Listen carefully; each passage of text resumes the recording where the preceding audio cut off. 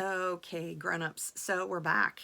And if you watched the first part of the video, you know I read a little story from the book Owl at Home. This is from the early 1970s, and I don't even know that you can get it in print anymore. I still have my original copy locked up somewhere in the attic. Big favorite here.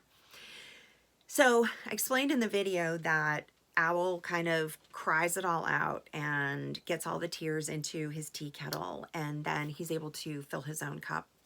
So I want to talk kind of adult to the squad here about what we are doing to work through this sad and scary time ourselves, to keep our cups filled, because we are really managing so much right now, and it's so different and so unusual.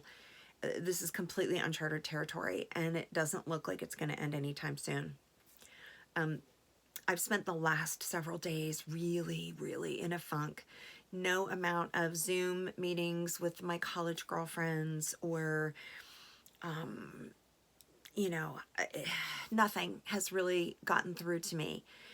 Yesterday, someone sent me a video from Jen Hatmaker, who is awesome, by the way, and she started her morning like, rah, we're gonna do this, we've got homeschool and schedules, and by 4:30 in the afternoon, she was completely dressed, sitting in her bathtub, dry, by herself with the bathroom door locked and a glass of wine. And she's talked about the reality of going from like, yes, I can do all the things, to hiding in your bathtub in your clothes with a glass of wine on your flipped over trash can just because you're so overwhelmed.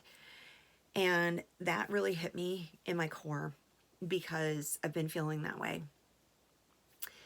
We're missing a lot of celebrations right now, and so much of my personality and what I do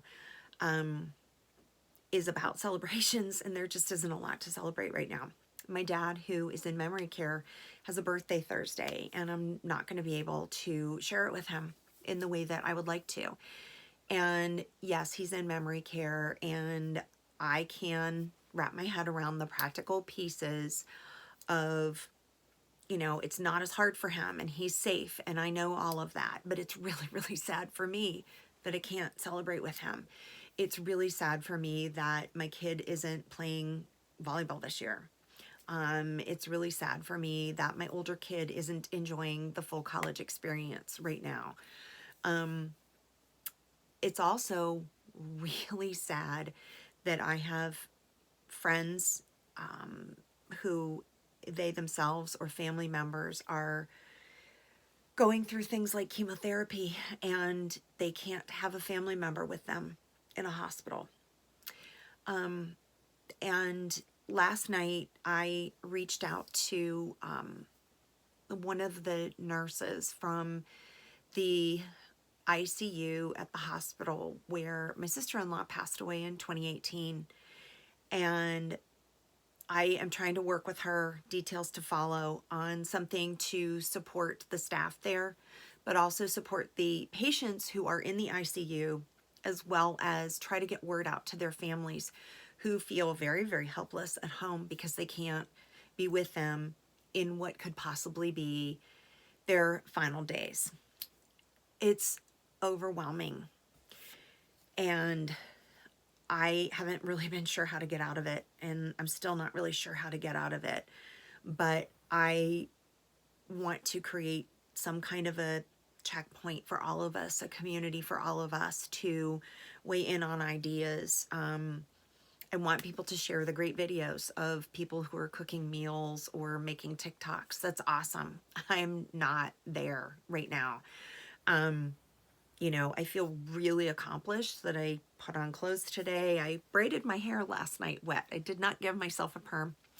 But it made me feel just this much better to kind of try to pull myself together today. I put on jeans because I've not worn anything but pajamas and leggings for like 3 weeks. So